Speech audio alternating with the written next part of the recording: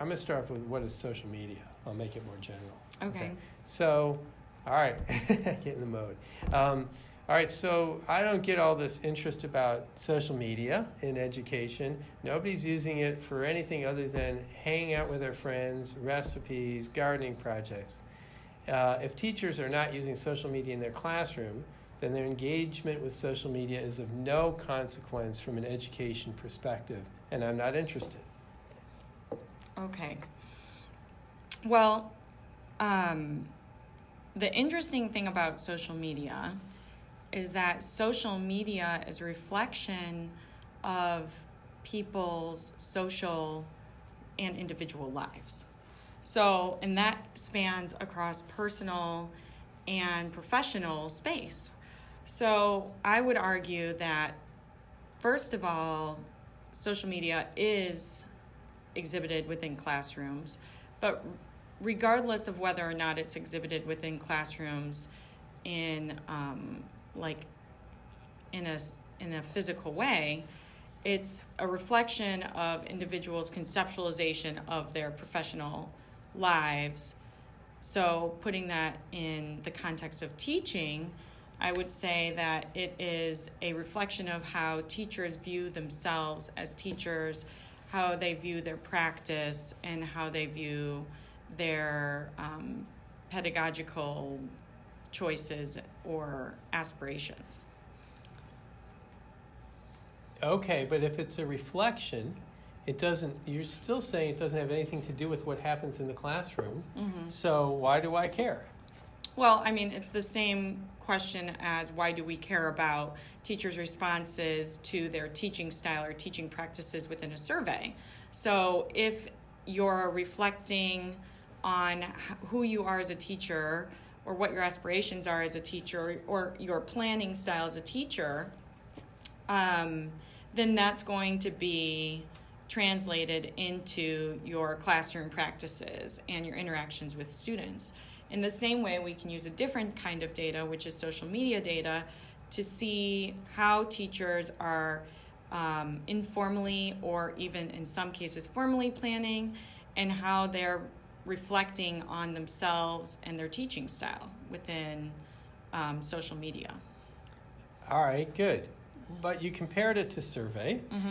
Well, we know about surveys. We know how to do them. We know how to do interviews. We've been doing them a long time. I don't see that the social media adds anything to our traditional forms of collecting data. Mm-hmm. Well, the cool thing about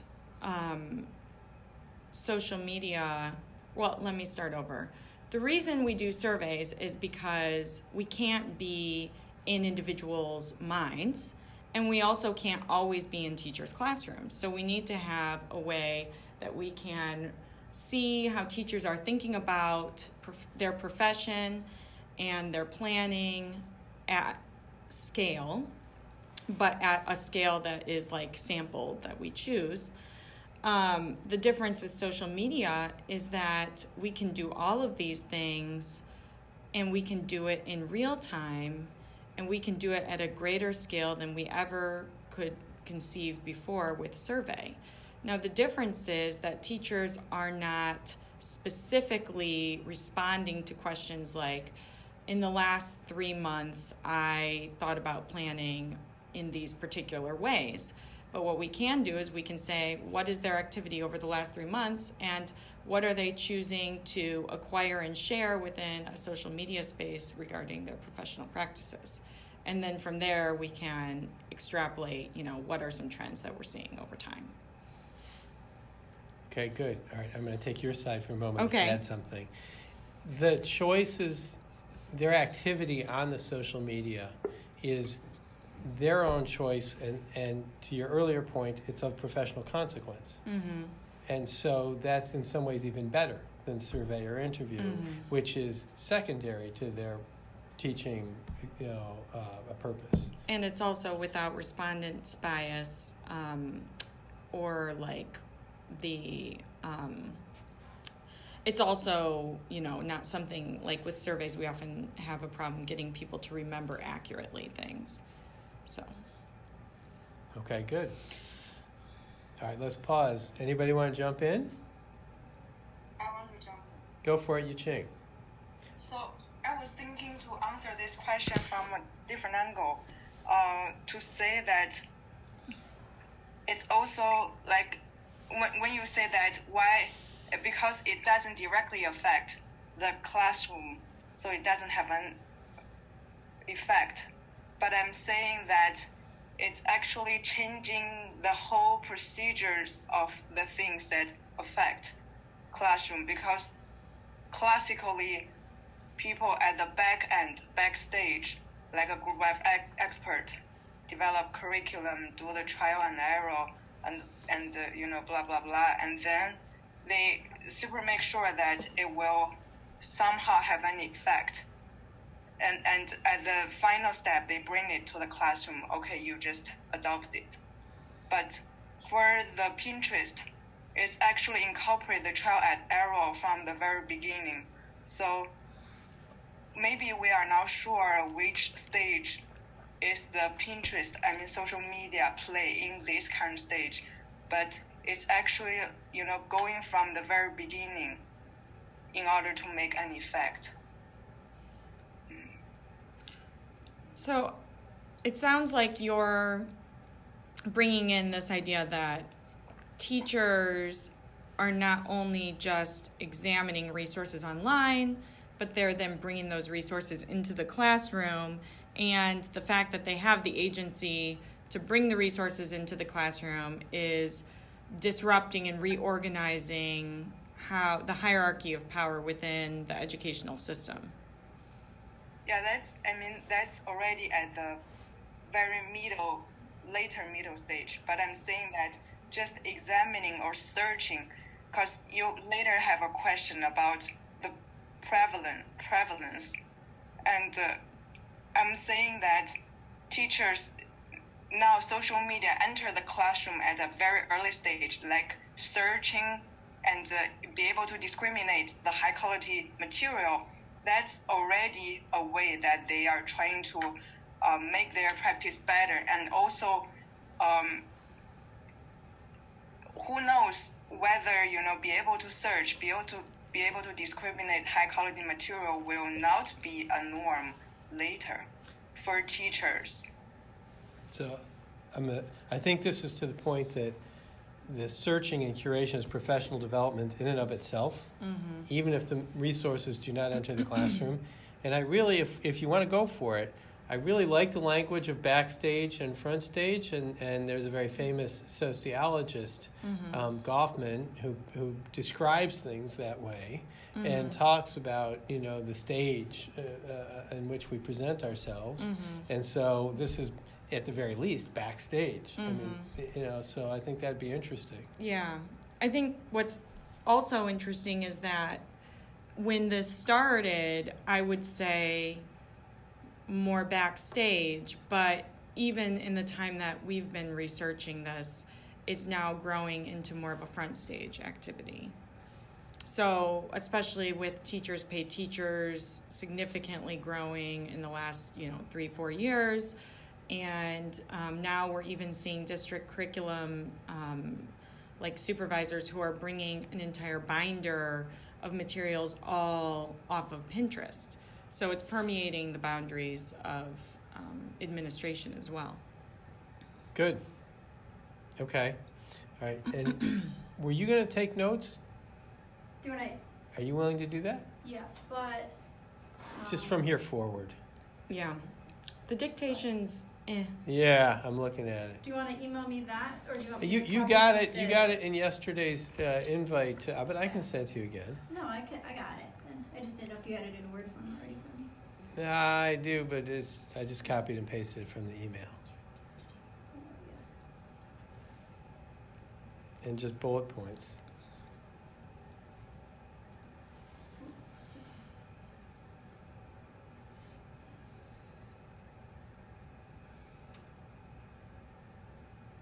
So one of the things is, I think it's fair game in the document we produce. Put in some numbers, some figures, and references. We don't have to do them here. Yeah, like when you say teachers are using Teachers Pay Teachers. Yeah. A certain amount. We can put in. Yeah, I agree. That's the part where it's not just purely a free-flowing Right. dialogue. Right. Okay. All right, thanks, Kim. Yeah. Okay, good. So,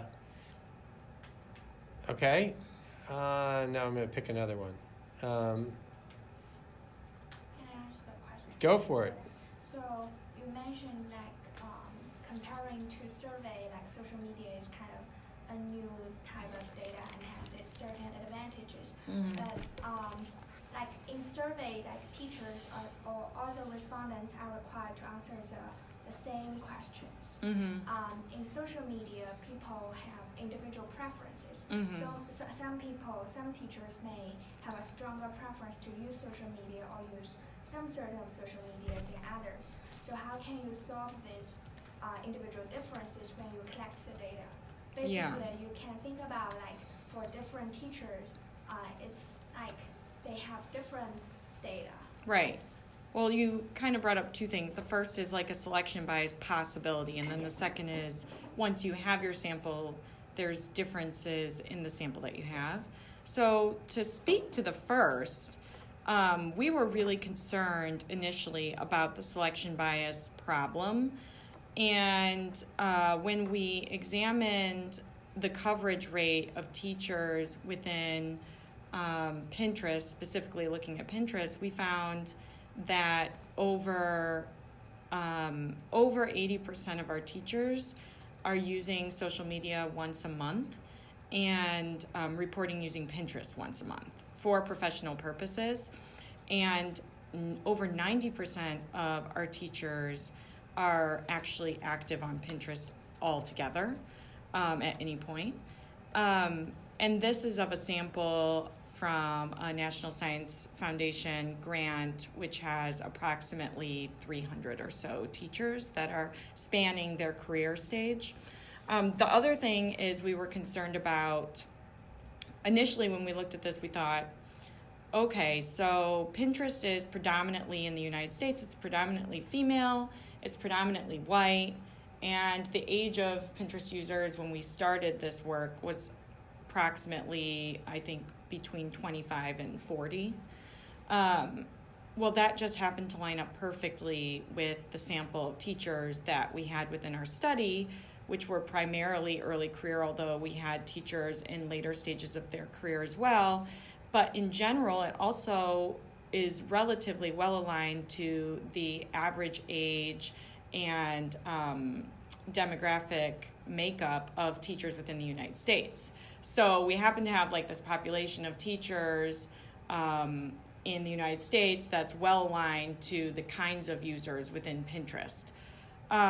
Then we examined, okay, well, do we see any bias or significant differences in the age of Pinterest users within our sample, or the type of districts that they come from within our sample, or we tried to look at race, but because, again, teachers are primarily white within our sample, and then also within the United States, we didn't see a lot of differences there.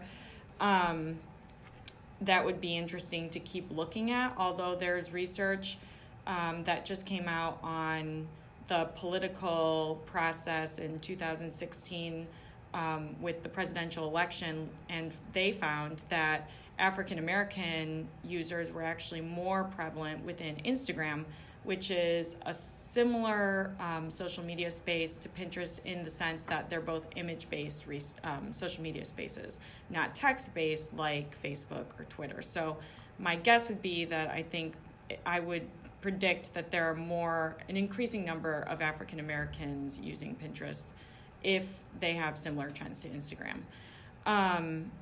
Okay, so that's answering the sampling or selection bias question. And the answer is basically we didn't find evidence of selection bias. Then the next question is a question about how do you make predictions on data that's not actually collected for the purposes of making that prediction. And that's a problem that everybody using social media data has, not just us. And you have to be really careful, and you have to make sure that the claims or the causal inferences that you're making are specifically related to the group of people that you're surveying or collecting data on, and are also pretty narrow, I would say. So with survey, everybody's answering the same question. With social media data, we don't know what the confounding, like what is the, why is that word? What motivated people? No, I'm thinking of the thing that is the counterfactual. We don't know what the counterfactual is to what would happen if this person was exposed to this data. We don't know if this person was exposed to this data or not exposed to, meaning, data like a resource. We don't know if this person in our sample was exposed to the exact same resources as every other person in our sample. Now, I can tell you Pinterest knows that, but we don't know that. I'm sure that they can track every single resource that anyone is ever exposed to. We as researchers don't have all of the proprietary private information that they have. So we don't know what every resource is that somebody's exposed to. So we don't know the counterfactual of what would happen if this person was exposed to this specific resource. That's a really great question and something that we could simulate. I mean, we could bring people in and expose them to the identical amount of resources and see what happens. But we do know what resources they choose to access and share. So in essence, I would say that that's still the best reflection we have of what people are valuing as worth knowing and then worth sharing with other teachers. So that's my answer. Do you want to push back? Okay. I'm going to pick up on a couple of thoughts there. So one is, if you relate the data we're gathering on social media to traditional means of gathering data, one aspect is like a semi-structured interview.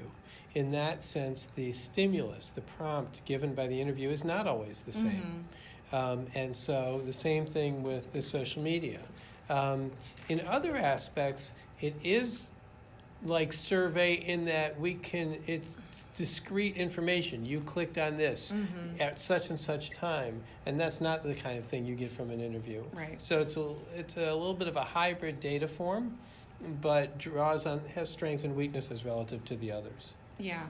And one thing I'd just like to add, that's not a comment, but it's a reminder to us when we go back and read this, is that there's like a little section in this book on big data, I think it's called Bit by Bit, that talks about the affordances and constraints of particular data and how to use them within social science. And so I think it would be good for us to probably cite that and talk about that.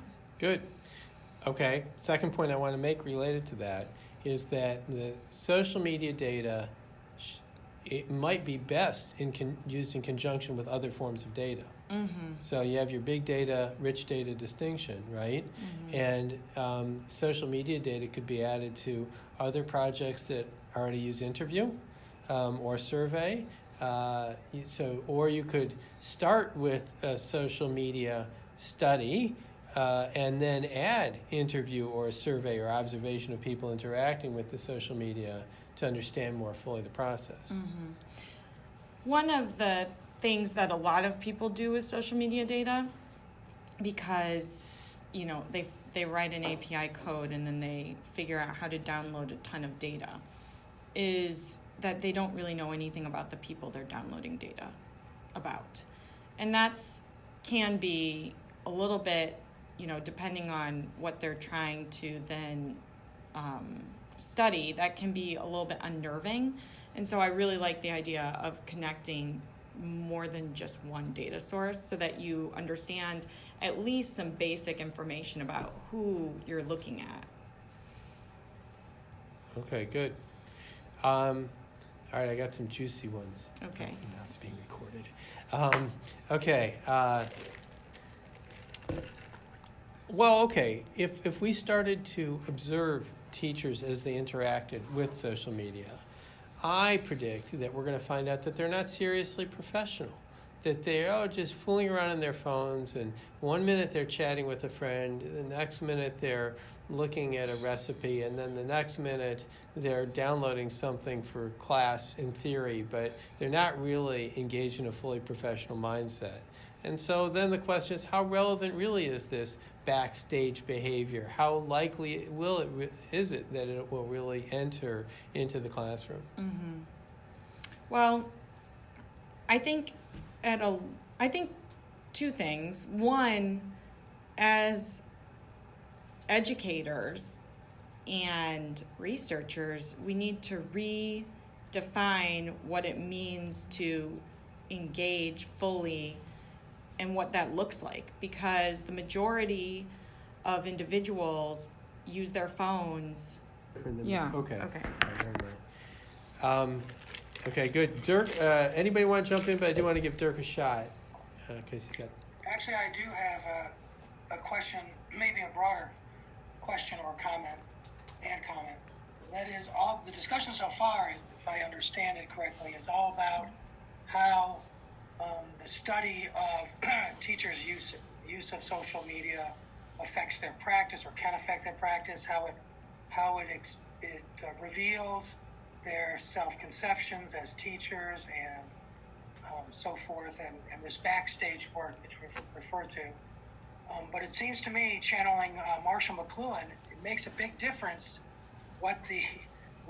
which platform or virtual space you're talking about. Or to put it another way, the actual operation of the different platforms, of the different spaces, could affect what you're seeing, what the data is that you are collecting. In other words, just as there are affordances and constraints of different types of data, there's affordances and constraints of the actual production and collection of data through different platforms. And that there may be some bias by the fact that, not self-selection bias in the sample, but from the fact that teachers who prefer to use certain platforms are constrained in some ways by the functionality of those platforms and what those platforms do. That'll differ from teachers that use other types of platforms. Mm-hmm. So to what extent is the nature of the platform itself and how it shapes the interaction of teachers on it, how does that affect what you hope to get or learn about teachers' backstage activities? I agree with you. The platform definitely shapes the individual's interactions therein. I think that I don't think that that's biased, though. So I think that's the wrong word there. So and that's where we have to go back to what are the claims that you're making with big data or social media data. So in the results and the work that we have, we are always careful to say this is what teachers' behavior is within Pinterest, and this is what we're seeing within Pinterest. We don't say, oftentimes Pinterest resources will link to other virtual spaces, so we will say this is the behavior we're seeing teachers engage on within Pinterest and as they link to other virtual spaces. But I don't think we're quick to say this is everything that's happening within social media. For example, we have some work where we're looking at open educational resources, and that platform is developed by federal or state entities often, or private organizations that are working with local or state entities. So it looks really different and it functions differently than Pinterest, which is not necessarily an educational platform. It's not specific for education, whereas these other ones are. So, that's one example.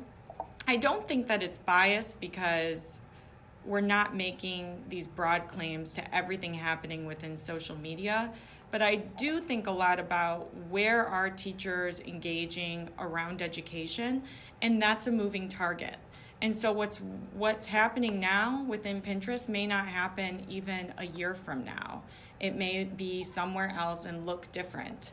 The other thing that I should say is, and we're probably going to touch on this later too, is that people are moving from literacy within like verbal discourse online to like a visual literacy.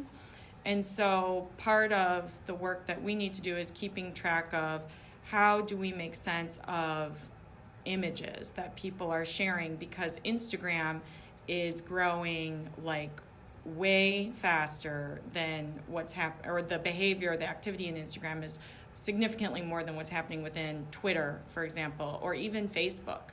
So we need to think about how are we tracking visual platforms and how are we making sense of visual images that are being shared. Your last point was getting at what I was trying to get at. I didn't mean bias in the sense of statistical bias or sampling bias or anything like that. I meant that it shapes, without the person realizing it necessarily, it shapes not only the group of other, it shapes their self-conception, their understanding, what they use it for, in ways that, consciously or not, may give will influence what you can learn about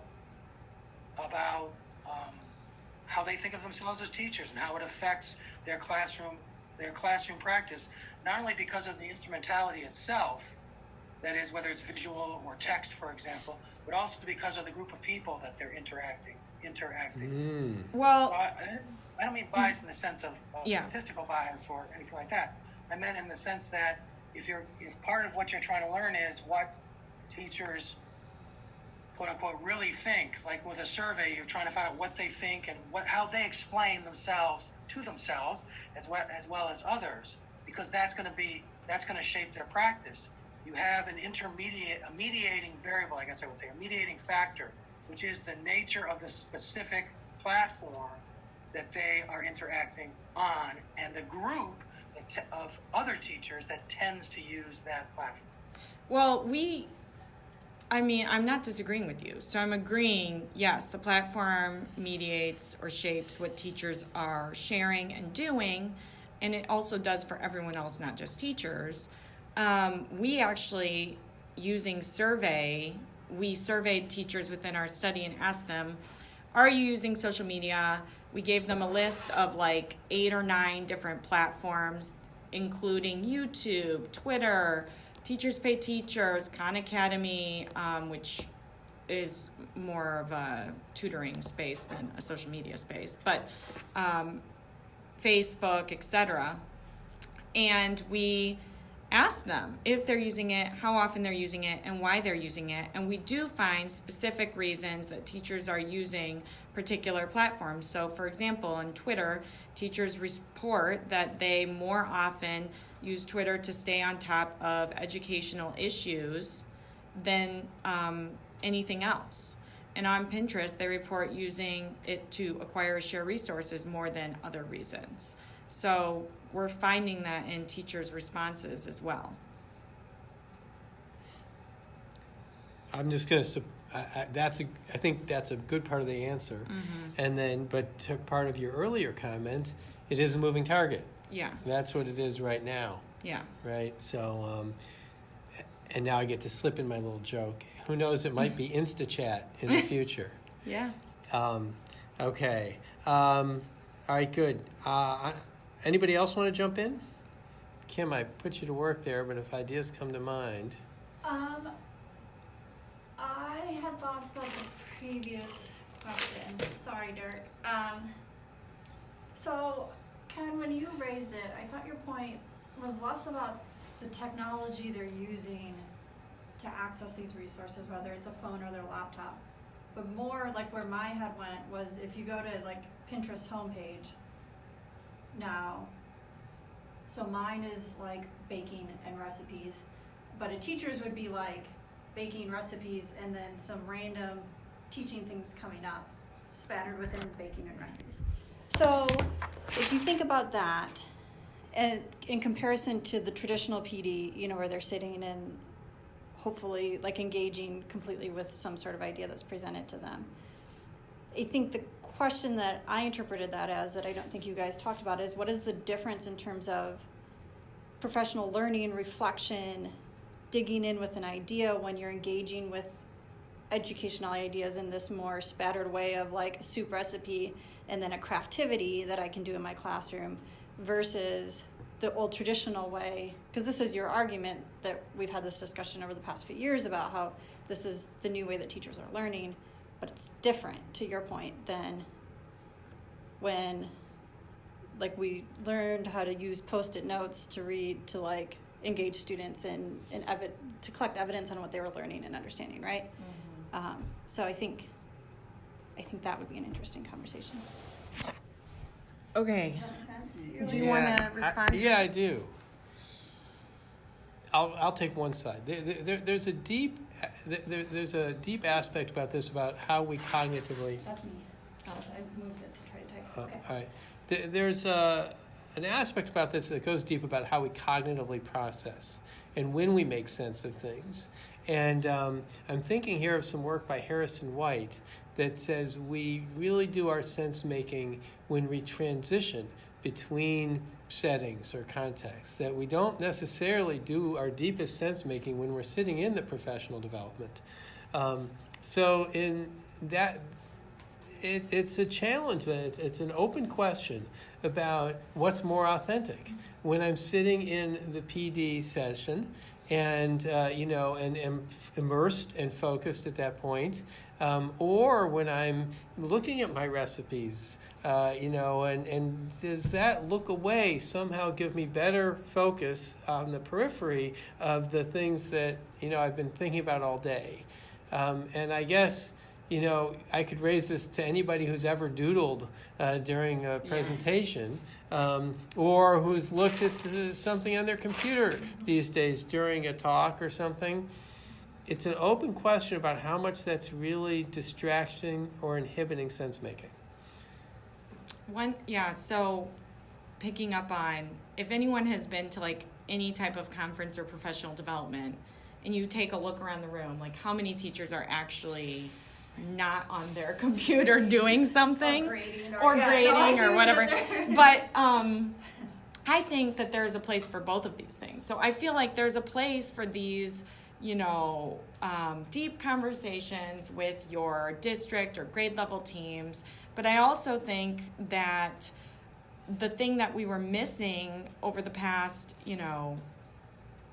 however many years, 100 years or something like that, is always like, well, and time. Time is the biggest constraint. If you ask any teacher, what is, your biggest constraint? It's always time. I wish I had more time. I wish I had more time. So this, because we can't build in, enough time ever to really get everything done professional development wise that we want to for teachers. I think that this is a great opportunity for teachers to be able to kind of more routinely or continuously reflect or seek out advice or better ways of thinking or looking at things from other people that they admire or aspire to be like within virtual spaces.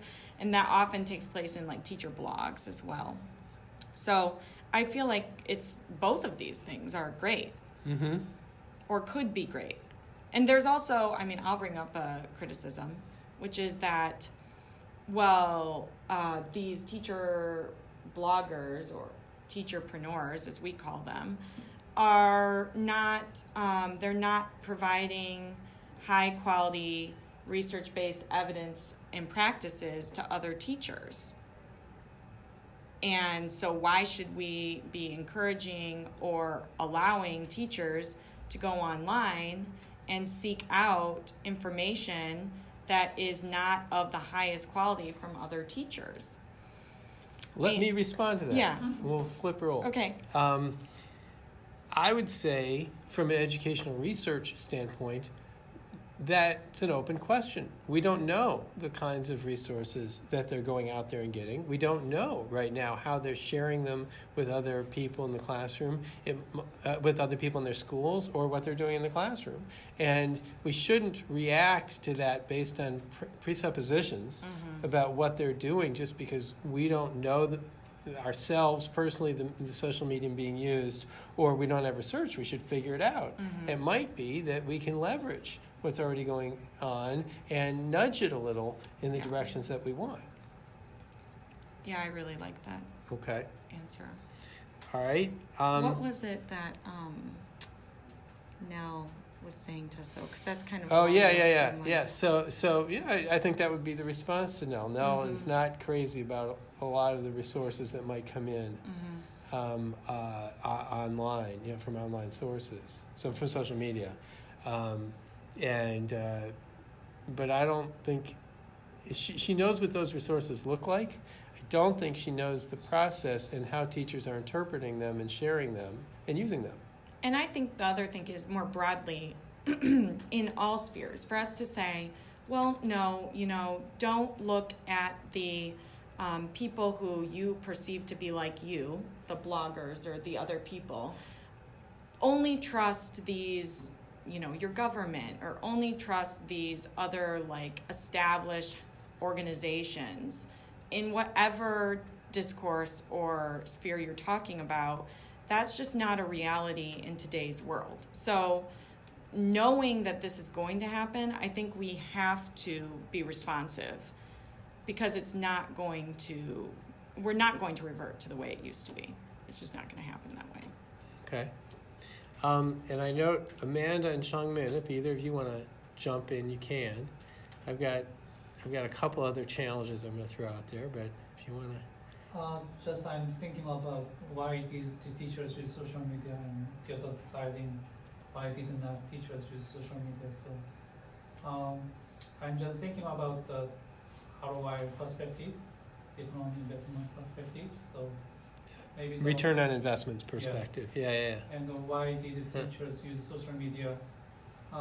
It's traditionally they point out the trend is cost reduction, so also time and effort, and also other side is psychological benefit is comfort and the joy to use the teacher social media, and also the social norm, and also the teachers trust other teachers, so they use the teacher social media. But other side, why did not teachers use social media? Is the other side is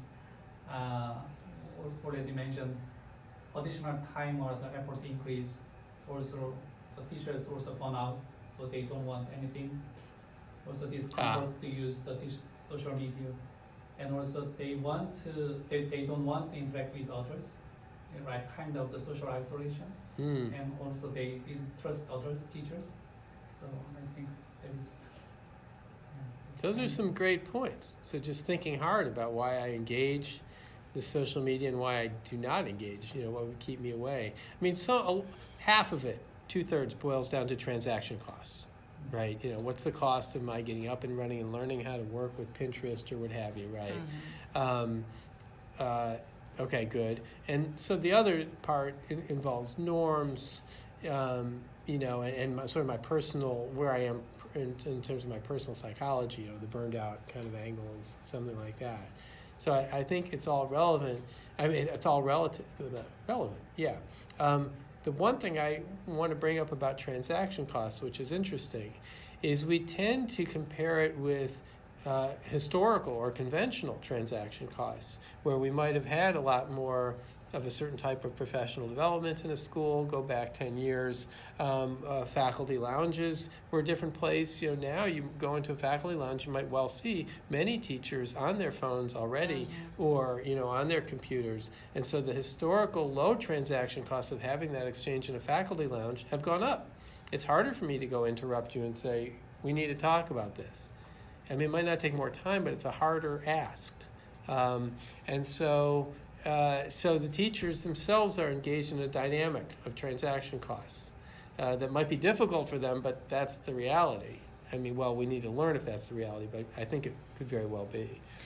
Yeah, and there are other reports by, for example, Amazon Education that say that teachers are spending up to 14 hours per week seeking out virtual resources for their classroom practices. So I feel like, that's a pretty large investment of time outside of the traditional workday. So I really like your framing of the return on investments, though, and I think that we can probably expand on that in this writing. Yeah. That goes back to the way you were thinking 8 years ago or something, right? That's a good observation. And, people in general, teachers in particular, aren't purely efficient and rational, so you have the other side of it, their emotional state, the norms, et cetera. But they are more rational than often we give them credit for. And I think that if there are high returns for low investment in a certain space, a lot of them are going to find their way to that space. Well, and the thing is, what is a return? Thinking about, the Keynes approach, of utility, the return is the emotional state in some cases, I think. So, the fact that they get to feel like they're not isolated, they're part of a community of other teachers.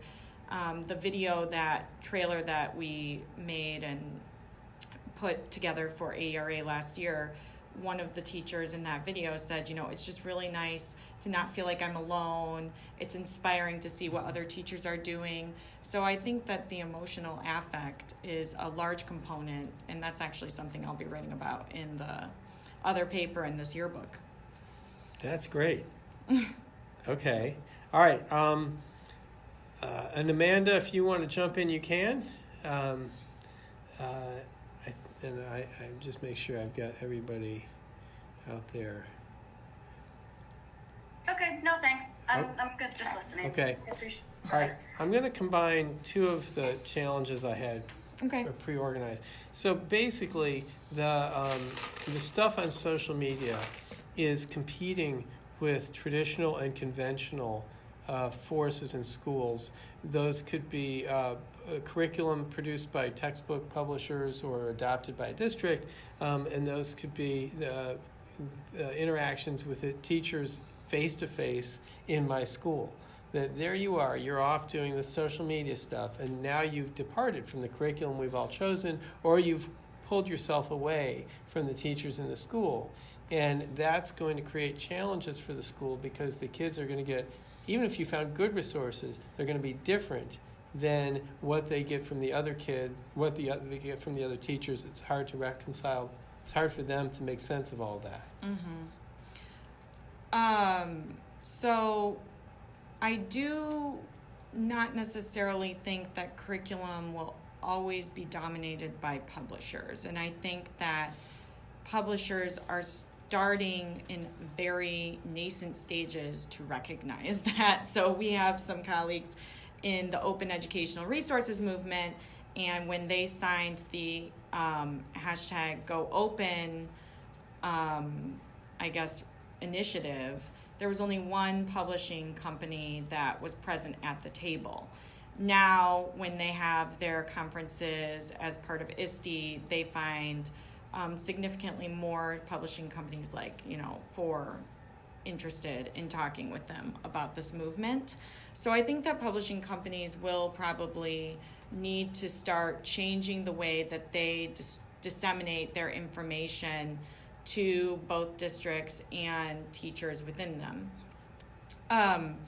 Regarding the more varied resources and lessons and tasks that teachers are using within the district, I think, first of all, we do have evidence within our teachers that we've been studying that teachers will come together in grade level teams and they will actually co-create Pinterest boards, or they will co-create, or they'll have one teachers pay teachers username and log in, and they'll pool their money together to buy resources for their classroom that then they'll share amongst each other. So we have evidence that teachers are collaborating as they seek out virtual resources online. I think there's also evidence that teachers are individually seeking out resources online, and that will create more variance in the lessons and tasks that teachers are doing within their classroom. So how do we handle that? So I think part of what would be helpful is if teachers had a more uniform approach to how they vet quality resources. And so one thing that we have attempted to do within mathematics is actually create a rubric for how to examine and vet social media resources as they align to the trajectory of your mathematics within your classroom. What I think that approach would do is, instead of saying, it's kind of like the 1983 Greenpeace about, equity or equality. We can't say that everything is going to be equal within a school as far as tasks go. But what we can say is that we want to aspire toward excellent resources within a school. And with that aspiration, give teachers a way to operationalize that through a rubric, and in the hopes that though we will have more varied resources, we will have less variance in the quality of the resources. Can I? Yep, Okay, so can't do two things at once. that's all right. Yeah, take your time. Okay, so I can't type this while I'm. But as someone who just spent the last 2 days transcribing first-year teacher interviews, I think my head goes to that this information that is accessed on social media is filtered through district, school, and team expectations. It's not. You would have a very hard time convincing me that there's ever just a straight line from Pinterest to a classroom. So, for example, I don't remember what part of the conversation was earlier, but there's one district where a workshop model is required. So I'm going to go on Pinterest and figure out how do I organize a workshop model, but that's not necessarily resources coming into the classroom. That's more like, how's this wall going to look in my classroom? Why is the teacher accessing that? Because someone told her that that's the expectation. Resources, primarily in the interviews that I've been looking at, are supplements to curriculum. It's not a substitute for curriculum. So in a lot of the districts, teachers are able to supplement the curriculum but not replace. So Pinterest, I feel like a lot of the information that I've been reading from the teachers in terms of the purpose of social media is almost another mentor teacher or another school-based team. So where traditionally I might have bothered my mentor teacher to dude, my kids are not getting inferencing. I'm going to add a day to the curriculum because they're not getting it. What have you done in the past? I might do that, but I might also supplement even my mentor teacher's information with something that I'm finding online. So I think to your point, I don't think that it's going to become a substitute. I think it's another mentor teacher almost to a lot of our novice teachers, if that makes sense. So to pick up on Young Zhao's metaphor, the resources accessed on social media are entering an ecosystem. Right. And they cannot bypass that ecosystem and directly, present themselves in the classroom. That'd be unusual. So, but they are altering the ecosystem because they're going to be part of it. And so they're not completely shaped by that existing ecosystem. There's a little bit of back and forth. And that's, in a sense, part of the living ecosystem of the school. Right, and I think, Caitlin, to your point earlier that maybe publishers won't have the same space, I think we learned in the semi-project with Ducasse that the lift for a teacher, if there isn't a curriculum that I'm supplementing, but if I'm creating it, is almost too much. I don't think that there'll be a time when teachers are just making it up using their online resources. I think there's always going to be a framework of some sense that this can be helpful for, but I think that framework needs to still exist if we think about the future, because I cannot imagine the lift of go on Teachers Pay Teachers and Pinterest and design what second grade reading looks like. But okay, I have to respond to that because part of this is the design of us being researchers in the schools that we even get to go to. So you're on a project examining literacy right now before you were on a project examining, or early career teachers or whatever, before you're on a project examining math. And so yes, most districts have curriculum, but a lot of districts don't have curriculum. I taught in a school that chose not to have curriculum, and I had to make up my curriculum as a first-year teacher. So I feel like there are a lot of teachers out there who don't have curriculum. But do you think that's the way it should go? You know, like I'm not saying I think it's the way it should go, but what I do think is that even in the districts that have published textbook curriculums, what we're going to find is more movement toward disseminating the curriculum in different ways, and probably in more virtual ways, and in ways that can be kind of like puzzle pieced together, what they call modularities, so that it's not necessarily everyone doing everything in the exact same order that uses Harcourt Mifflin. Yeah, no, that makes sense. Like the ones that are pulling like an online video now, that's part of their I think so. We're gonna see more and more of that. That makes more sense than like thinking that a teacher can consolidate all these different sources of information and see, like, but I feel like but So teachers do. I have to say, before social media, when I was a teacher, and maybe we're not going to include this in the thing, but you know, I mean, I had to put together a year. What resources did you use to do so? Well, I actually went to the local library, and I was like, okay, I'm going to do a unit on, because it's second grade, like a unit on being, you know, like the soft skills, like welcoming, and like we're all in this together. And then I'm going to do a unit on community, and then I'm going to do, and then I like went to the library and I got, you know, 30 books on welcoming and being welcoming and being part of a community, and then 30 books, and then I wrote them all down. And so every day we'd have a book, and then I wrote down a prompt that the students would have to respond to reflect on the book. And I mean, yeah.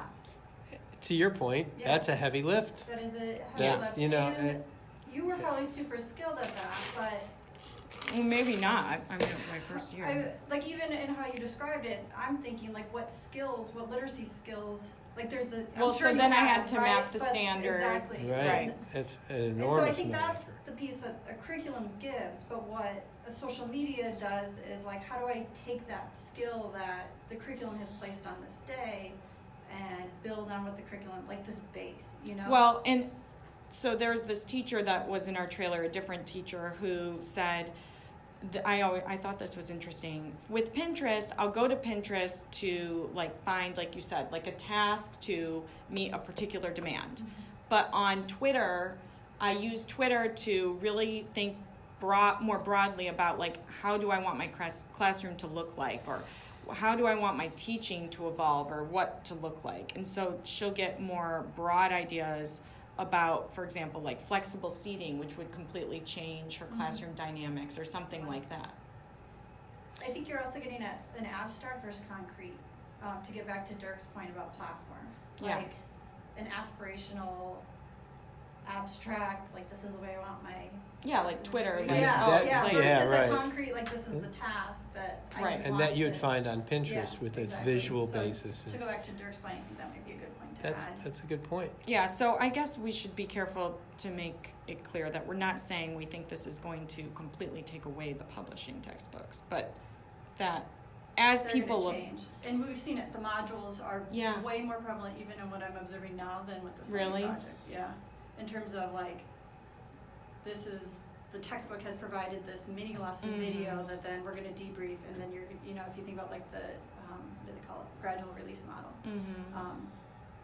That more of that stuff is online, and like in little packages versus, you know, when we were. yeah. So, all right. Sort of an overarching comment is that social media resources are going to enter the classroom because teachers are a key component in we call them a keystone species in determining the classroom ecology. And teachers, by their demographic, by their training, by their profession, just by being professionals, are many of them engaging in social media. And so it's going to enter in. The challenge then is to figure out how, you know, the sense making that goes on and how that resource enters into the ecosystem of the school and the classroom. And how that varies by time and place. So go back some time, and there were teachers who were doing it all on their own, and they were making all the decisions. And there might be places like that now or in the future, where one or a small group of teachers, I think some of those open ed schools are actually creating standalone curriculum as a small group of teachers. But the difference would be from like your experience is those open ed tend to be organized by like someone at the district level who's taken some of that lift, right? No, I'm not. In some cases, but in other cases, it was a small group of teachers. The district said, "We're not purchasing textbooks. That gives you X amount of money. What was high school teachers? What would you like to do with that money? We'd like to use that to meet and generate our own curriculum," and that's what they did. So there will be places, and over time, where it's much more of an independent single teacher small group. There'll be others where it's vetted, extensively by the district, or even the state, that they'll have certain requirements and the teachers will be more on the receiving end, or there'll be constraints. So I think that's for us to figure out, that heterogeneity. Okay, and I wanted to get back to one point just to drop this in. The heterogeneity that individual teachers bring to the school in terms of the resources, their way of thinking, the way they've curated, can contribute to innovation. I mean, that if you didn't have any heterogeneity, it's harder to have innovation. So some of that is good, even if it's not coordinated. I want to make sure that's a very Schumpeter kind of idea. That's you have to figure out how to harness that innovation and make it really work in the school. To build off of that, I think part of the movement that we're seeing of teachers engaging in social media is because they have been, over the past 20 or more years, somewhat constrained in how much innovation and autonomy they are able to have since the since the No Child Left Behind and all of the assessments. So I think this is giving teachers an opportunity to get back to being creative and innovative, which is in large part of the reason that people want to be teachers in the first place. That's good. And this, we've talked about there being a policy window now where the feds backed off the use of standardized tests, back in the Obama administration last year or two, and nothing has really stepped in to fill its place. Betsy DeVos is very much a local-oriented kind of person. So they're, with states having more autonomy and districts having more autonomy, and the state's not sure what to do with it, many of them. The districts now have more autonomy, and with that, some of that comes to the teacher. All right, good. All right, so here's my last question. Okay.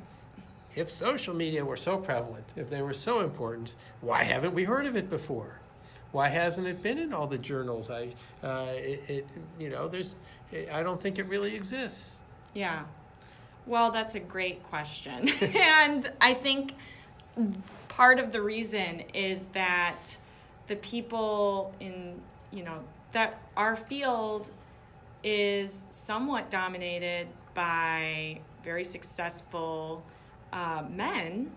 And men are not the large user base of Pinterest. So the overlapping population is not there. So I think that this has gone under the radar because they have been more focused, the leaders in our field have been more focused on spaces that they're comfortable with and they have some type of entry point in. And Pinterest has not been one of them. Twitter, that's an example of one that's been somewhat studied. Facebook has been somewhat studied. And the other thing is that social media is a super fast-paced space. And so we're always somewhat behind the changes happening within social media and where users are going for their information. So those would be my two responses. Good. All right, this is a line for you. Anything that's path-breaking, by definition, has no precedent. Yeah. Right? That's good. So that could be part of what's going on here. And I think it's also hard, it's a challenge to build theory around this because there aren't natural established theories on individuals' engagement within social media, within education. Good. Okay, I did think of one more question. Okay. So I'm worried that this is going to give teachers too much control, that they are going to, the textbook publishers, I like textbooks. They were vetted, they were developed over a long period. They worked with high-level policymakers. Now the teacher's just out there doing their own thing, and I don't think that's going to lead to good resources and good education. Well, you wouldn't be alone thinking that, and a large part of what we've been doing since the standards-based movement and beyond has been attempting to alleviate some of the responsibility and autonomy of teachers so that we can make certain that students are making what we used to call adequate yearly progress and achieving success. We have a large base of literature on questions of teacher quality, problems with teacher quality, and your question also aligns with that, because if we don't have quality teachers, how are we going to know that teachers are accessing quality resources?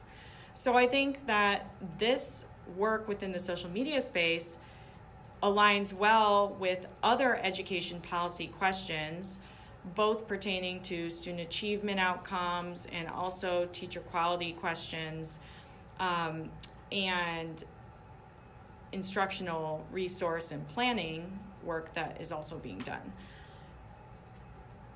Ultimately, it's not really within our power frame, I think, to keep teachers from accessing resources online and making their own determinations of what is worth knowing and what is worth learning for students. And that's always been the case. Now, teachers have more ability to connect with other teachers, and as Kim said, use teacher role models within teacher blogs, etc., to support their planning and practices. So what I would say is the best way to address your concern would be to partner with the social media companies to be able to promote and put forth the best resources and the best teacherpreneurs within those platforms. Okay. Good. Good. That was a good question. Thank you. Okay. So how does it feel to be a curmudgeon within the 21st century? That's my question to you. A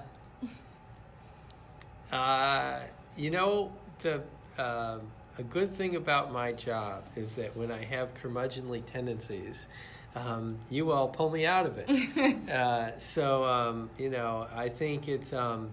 I think there's an important balance here. The curmudgeon sees things conventionally, but maybe with that also sees the strong underlying forces that have always been there and that might still be there. Mm-hmm. And so that kind of caution and skepticism is valuable, right? But sometimes the curmudgeon doesn't see, what's going on. I was thinking about there's a picture we can get from the newspaper about one of the congressperson interviewing asking questions of Zuckerberg, mm-hmm. holding up the phone saying, like, what's this? How do you make money on Facebook? That was the question. And, that's striking to me that someone, you can make laws without understanding that, because to make laws you need to understand the underlying forces, the competitive forces in our world. I get that. But on the other hand, there's a large group of people out there behaving in a certain way, and it'd be good to be making laws, being aware of their behavior, mm-hmm. And what motivates them. So as the curmudgeon, it's good for me to engage in this sort of conversation, learn new things. Yeah. And I think a cool thing about this work, like moving forward, is building off the education research approaches that have already been well established, like combining social network analysis with this, or combining administrative data sets with this kind of data, so that we can make better, provide better understandings about what's happening with education policy and what's happening in schools, and just have a more holistic approach to understanding student achievement outcomes too. Yeah. That's not currently being done. Right. Make it part of the broader, see the social media as the part of a broader research enterprise, and also toward the ecological system thing, part of a broader ecosystem in the school. Right. Good. I'm going to stop. Anybody else? Oh, yeah. All right. Well, that was fun.